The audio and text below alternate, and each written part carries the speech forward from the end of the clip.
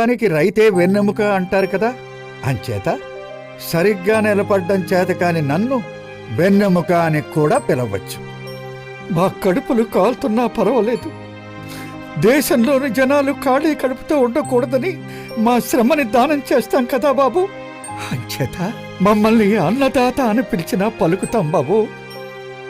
జై జవాన్ జై కిసాన్ అంటారు కదా బాబు. ఆ కిసాన్లో నేను ఒకండి బాబు.